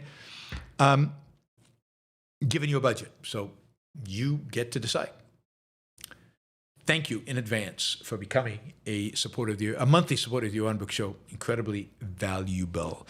All right, let's turn now to our super chatters. Michael, again, dominates the super chat. We'll start with Michael's $100 question, then we'll go to some 50s and then to 20s, and then we'll get to some of the under 20 questions as well. It's not too late to ask a question, so feel free to jump in and ask. We're $200 short of our third 3-hour goal. Again, there's a good chance we make it into our third hour, so that goal is not crazy. So please consider supporting the show. Yesterday was a really good fundraising day for Super Chat. Let's make it 2 in a row. Make up for all those days I didn't do shows, sadly, and get May back in line with monthly goals that we have to make. Michael, for $100, I'm not sure nihilism and narcissism are reactions to altruism. Without a positive moral code being presented, it's easy to slip into a resentful nihilistic mindset. When I was cynical and nihilistic, it had nothing to do with attempting to reject altruism. Well, I mean, I'm not sure that is true, right? So, and I think, I don't want to get into, I'm not in your head, so I don't know what was going on in your head. But really, I mean, you should really introspect, Michael, and think about this. From when you're very young, you're presented with the story that to value is to value others. To be a good person is to deny yourself. It's to deny what you really desire, what you really want, what is really good for you. You've been taught since you were very little that values are determined by others. The standard is other people. The standard is their well-being, their happiness, their values, not yours. Now, what kind of psychology does that inculcate in many people? Some people take that seriously, and they run with it. And the ones who take it seriously become real advocates of altruism. The ones who take it not so seriously are kind of mixtures, and they know altruism is the right thing, but they don't really want to do it, so they feel guilty about it, but they wobble here and there. But then there's a whole group of people who become really, really cynical because they know they don't want the altruistic values. They don't believe in those altruistic values. And even though they don't make this choice explicitly, they don't think it through, they have, through their childhood, make choices that basically indicate that they have made choices to reject the idea of altruism, but they have nothing in its place. You're right. There's no alternative. But it's that rejection of altruism that leads them where? It leads them to be cynical, because there's no way not to deal with altruism. You either embrace it or reject it. It's not like altruism doesn't touch you. There's not a person on planet Earth today, at least in the Western world, that is not touched by altruism. That is not, whose childhood is not imbued with altruism. Because their parents and their teachers and their philosophy professors and the books that they read and the religion that they believe in is all altruistic. So a kid who might not have any conception of an alternative might easily, in rejecting altruism, slip into nihilism. Not only am I not going to fight for your values, I'm not going to fight for any values. I don't believe in any values. There are no values. I'm a complete cynic.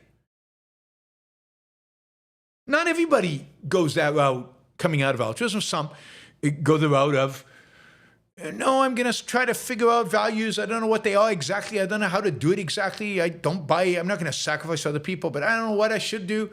I'm just going to live somehow. I think that's most good people. That's how they do it. And even they are typically riddled with guilt.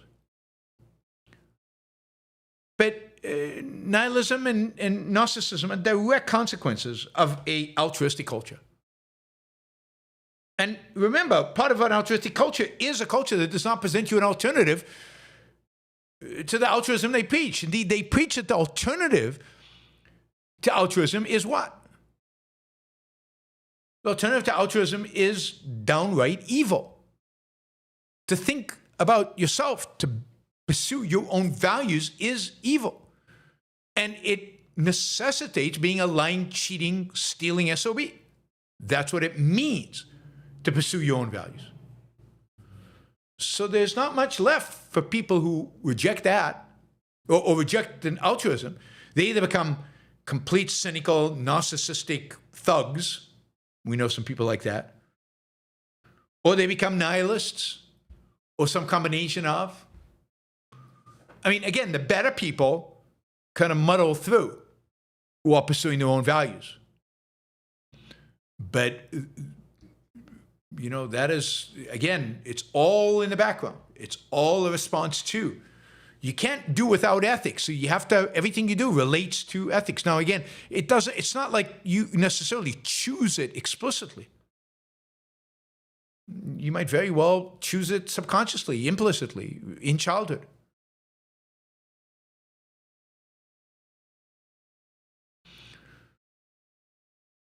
All right. Remo. Thank you, Michael. Remo, €60. Thank you, Remo. Thoughts on Milton Friedman's famous essay, The Methodology of Positive Economics, in which he implies that the realism of assumptions is less important than predictive power? Yeah, I mean, I read this article, what, 34 years ago, 35 years ago. I mean, it was an essential article to read in a PhD program. Everybody in economics and finance reads this article. And I was furious. I mean, I remember debating my professors because the professors all thought, this is Milton Friedman, this is the truth. This is Popper. This is the application of Popper to the science of economics and the science of finance. And you know, I just thought it was absurd and ridiculous. I think it's wrong. I think it's epistemologically corrupt. It has led economics and finance down a very, very, very bad path of you come up with hypotheses and you test them. And hypothesis could be anything. They don't have to be connected to reality because nothing starts with reality. You start with hypothesis. This is the whole Popperian methodology. You start with an idea, random idea, and then you test it. And what happens is that economics and finance become fields in which arbitrary, random hypotheses are constantly being tested and published about whether they have any connection to reality or not. And predictive power is very difficult to ascertain in a complex world with multiple variables going on.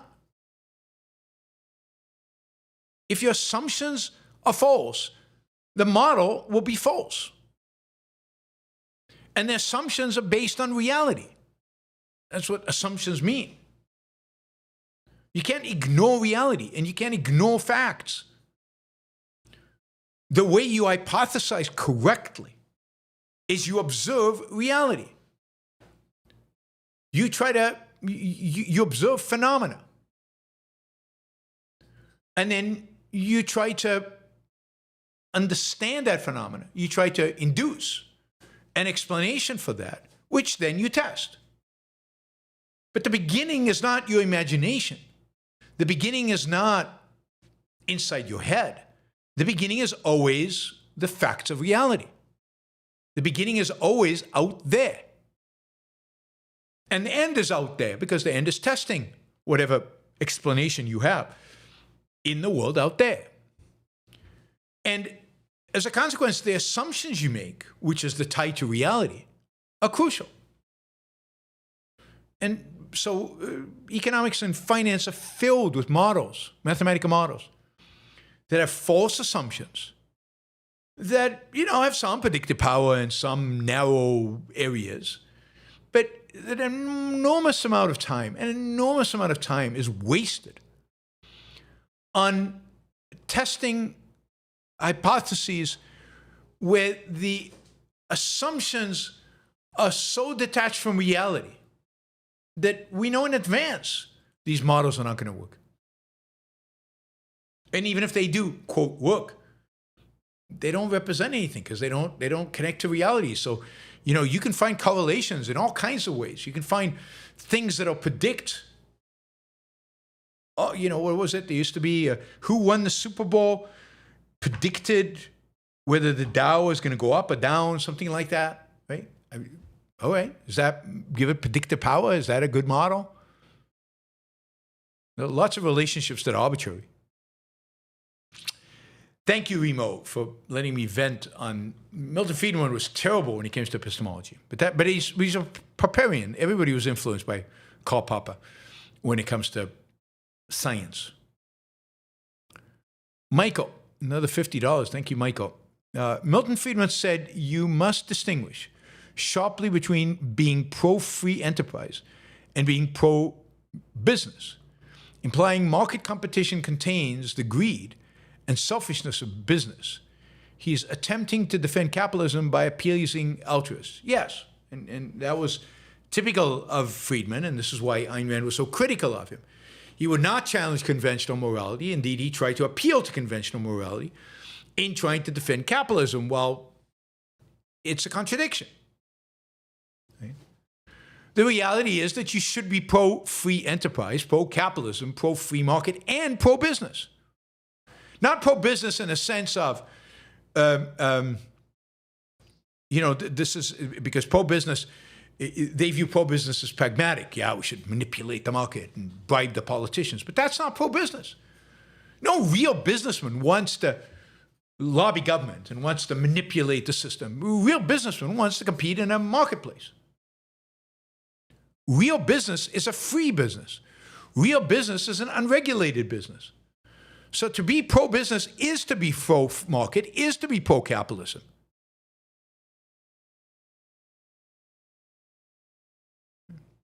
So it's all the same thing. But they wanted to separate it out because they wanted to say, yeah, we don't want to be pro the greed of businessmen. We don't want to be pro the self-interest, because self-interest can lead them to do really, really bad things like cronyism. But if you really understand self-interest, you understand that cronyism is not in your self-interest, not when there's an option. Now, sometimes there's no option but to be a crony because the government forces you to do so. But when there's an option, cronyism is not in a businessman's self-interest. It destroys their self-esteem. It destroys the capacity to create, to build, to make, and to be worthy of it, and to know that they're worthy of it. So it's a destroyer of self-esteem. Selfishness, selfish subscriber, $50. Thank you. All right. Have you heard Neil deGrasse Tyson advocate capitalism over socialism and or individualism over collectivism? I have not.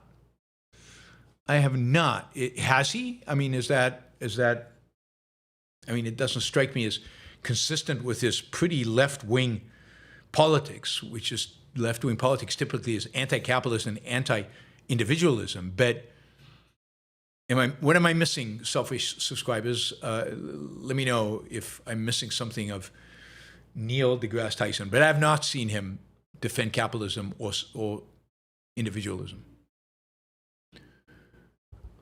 Michael, we're at the $20 questions. Now that you live in Puerto Rico, I've lived in Puerto Rico a long time now. What are your thoughts on the Dominican Republic and Costa Rica? Is there any way you would consider retiring outside the United States? Well, I'm not sure what that means, right? I live in Puerto Rico. Why would I have thoughts on the Dominican Republic and Costa Rica? I don't live there. I've never visited the Dominican Republic. I've been to Costa Rica twice, once on vacation, once to give a talk. Dominican Republic Economically, it's doing quite well. It has deregulated, privatized, and really encouraged a tourism industry, and it's one of the fastest growing economies in Latin America. So the Dominican Republic seems like a good place to be. Costa Rica, unfortunately, is going in the opposite direction in the sense that crime has gone up significantly in Costa Rica over the last few years. I think there's still quite a few Americans who go there to retire. Low cost of living and a great climate and a beautiful place. I would worry about crime right now in Costa Rica. David from Costa Rica, who used to be regularly on the Super Chat, is now giving, in lump sum, not in the Super Chat because he can't listen live. But David would be a good source of information about Costa Rica. But, I don't know. I mean, is there any way you would consider retiring outside the United States? The problem with that is that you still have to pay taxes to the U.S. if your income during retirement is high enough. You pay taxes to the country you're living in and then above a certain threshold to the United States as well. So there's no real benefit. Why would I live there rather than Puerto Rico in that sense? I worry about health care, particularly as you get older. So I am not interested really in living anywhere but the United States as I get older. Exactly. I wouldn't live in Italy. I wouldn't live in Spain. I don't trust their healthcare systems. Now, I don't know because it depends what happens between now and the next 20 years in the United States. Maybe I'll change my mind.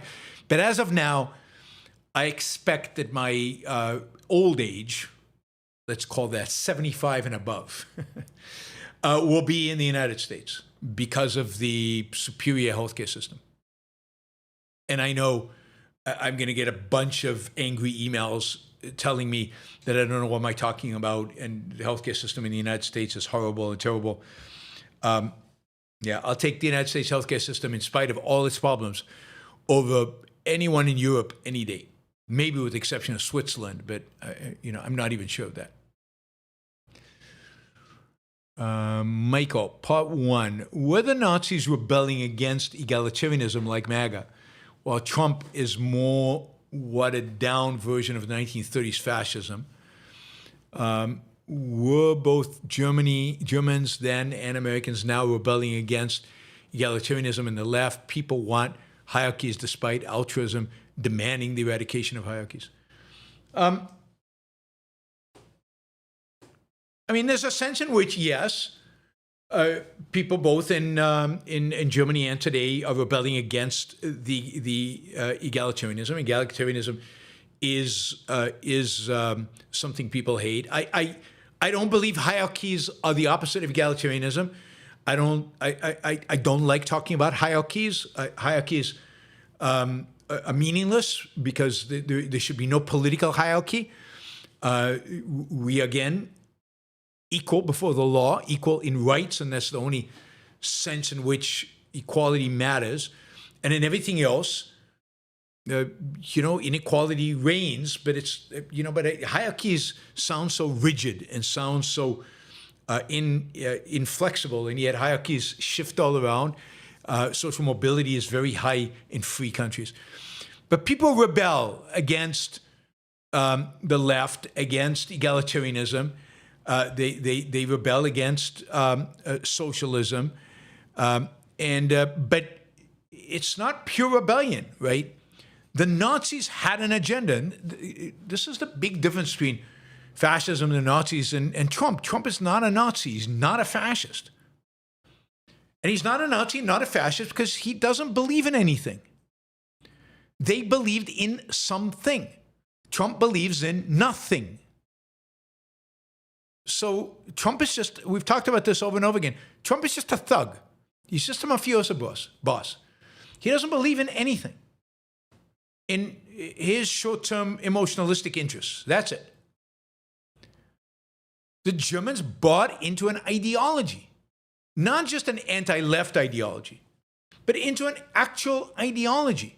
An ideology of Nazism, an ideology that believed in the state, believed in the race. The state and the race became everything, and believed in the sacrifice of the individual for the state and the race. Even MAGA is not an ideology.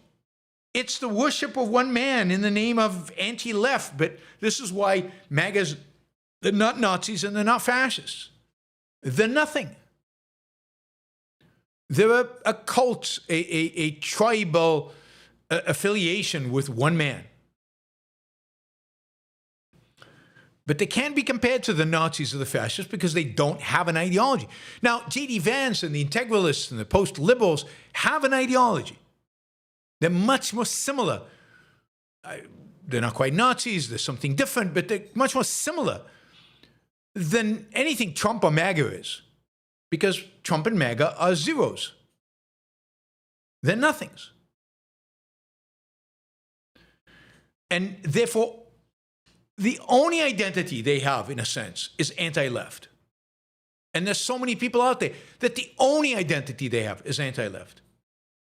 Now, one of the reasons the Nazis could be successful in Germany is that many people in Germany who are not Nazis were willing to support them in order to get the left, in order to go after the left. But it's not that the Nazis is just a rebelling against egalitarianism. That is just not the case.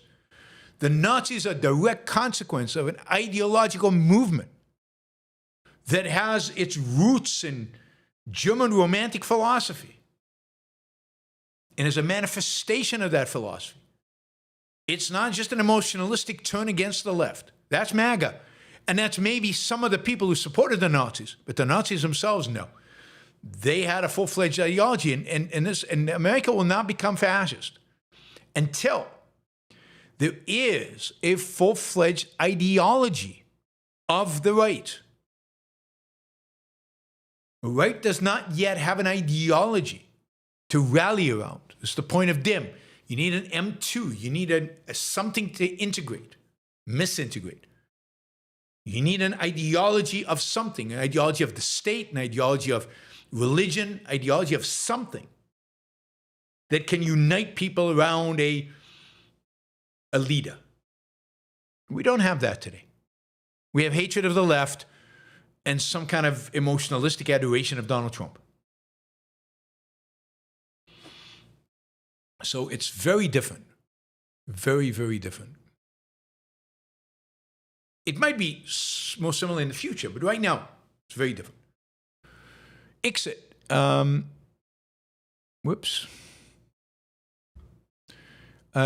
People used to think Japan would overtake the United States economically. What caused its long stagnation? Well, I mean, that's a complicated story, but basically, bad monetary policy that first caused this massive bubble, this massive overinflation, malinvestment in the Japanese economy, and then it collapsed. And then because of the Japanese economy's massive regulations and inflexibility, inability to adapt and in a sense, get rid of the malinvestment and reinvest in what Japan was good at, the inability to be flexible caused that stagnation after the big collapse because of the Japanese central bank mismanagement of its money. So you got a bubble that burst, and then no fix to that burst, and the fix, there was no monetary fix, but more importantly, there was no fix in the real economy. That is, there was no fix when it comes to regulation. American economy, its strength, relative strength in the world out there, is its flexibility. We still hire and fire people. We still have companies going bankrupt constantly. One of the problems in the Japanese economy in the 1990s was the inability of companies to go bankrupt. Bankruptcy is crucial to economic health. You need to recycle. You need to get rid of bad companies. You need to reallocate, redeploy capital. And that did not happen in Japan. Shahzbot, I'm sure Sir Humphrey Appleby has a plan to solve the UK debt crisis. It's Humphrey is the minister from the TV series, one of the funniest TV series ever made, certainly the funniest TV series ever made about politics, which is Yes, Minister. So check out Yes Minister if you can find it online. Probably BBC has it. It's one of the funniest things ever, and one of the most insightful things ever. Jennifer says, so since Europe is less religious, their right can be better than ours? Unfortunately, no, because unfortunately their right becomes, and is right now, xenophobic and nationalistic. So now it has more reason to be anti-immigration than we do because they're immigrants. They have so many Muslim immigrants. But still, their focus is not on capitalism, not on freedom. Their focus is on nationalism and on stopping immigration. And a lot of the right wants to reverse the EU, the positive elements in the EU, because of the nationalism. So, no, there's no good right in the world out there right now. Again, with the exception of Milei in Argentina.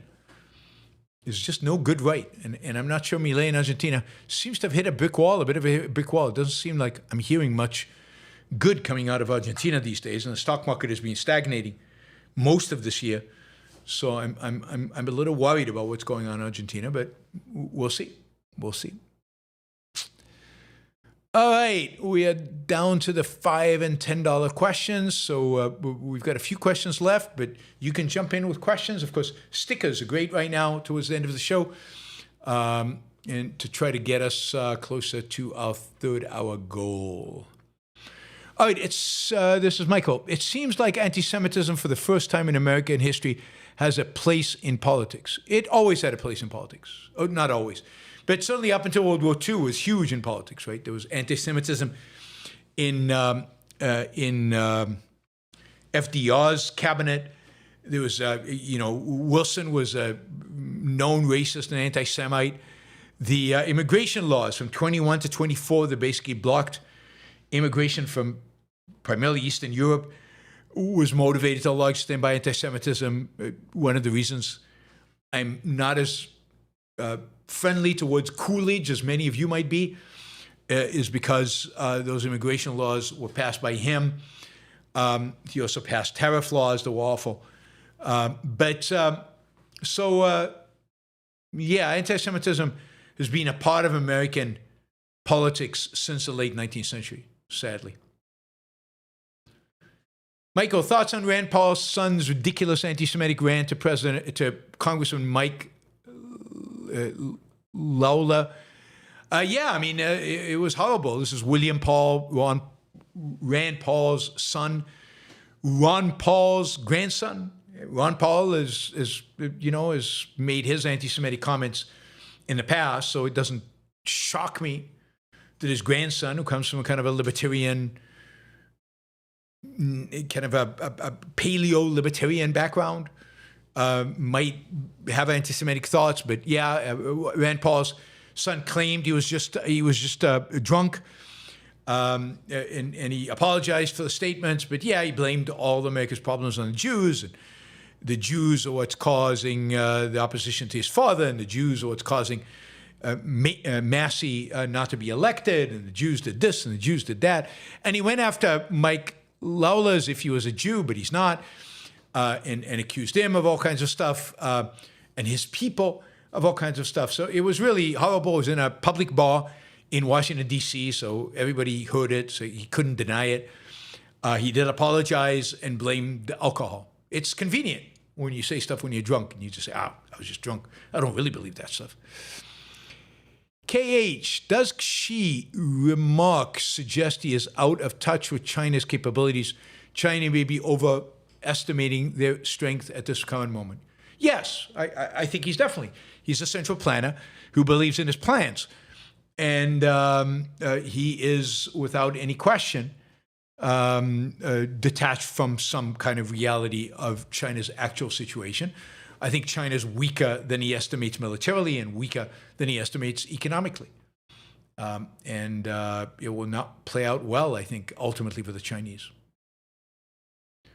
Linda, if you do the math, China's claim of their population number makes no sense. Haven't done the math, so I don't know. Thanks, Linda. Paul, interested in any thoughts on the present crunch in computer memory? A solid state drive I bought in the fall for $110 is now $338, for example. I'm not sure what's driving that. I mean, I don't know if it's the helium shortage that might be driving it. I don't know if it's increased demand for computer memory caused by the AI boom. Probably that makes more sense, that it's the AI boom that is causing that. So no, I haven't. I'll look into it, but I don't know about it. But it could be the AI boom that's just increased demand and supply hasn't caught up yet. Neo, lots of American scientists are disappearing lately. Any news on that? I think the story is BS. The disappearing of scientists, people have looked into it. There's nothing there. It's not really happening. People are taking unrelated events and trying to find a conspiracy theory, and there's nothing there. There really is nothing there. Wesley, Hanania wrote an article about correlation between democracy and high crime in poor countries because of too many rights for criminals. Thoughts? I mean, I don't think it's phrasing it rights to criminals is right, but yes, I mean, too lenient on criminals. There's no question that democracies, particularly as they approach pure democracies, tend to be more lenient on criminals, and leniency on criminals increases crime. You know, there's a reason why we're tough on criminals. Tough on criminals, and I think we should be very tough on criminals, particularly, I mean violent crime. I don't mean, and property crime. I think we should be very tough on those criminals. I think we should, we should send them to long sentences, and we should, their prison terms should not be as pleasant as they seem to be these days. I heard in California, everybody gets an iPad and internet connection. So you can, anyway, and they're used for watching porn primarily. That's not what we should do with criminals, right? They should suffer the consequence of their actions. I mean, not treating them horribly, but they shouldn't be treated well either, somewhere in between. So yes, I don't doubt there's a high correlation between being lenient on crime and high crime rates. We should be tough. All right, guys.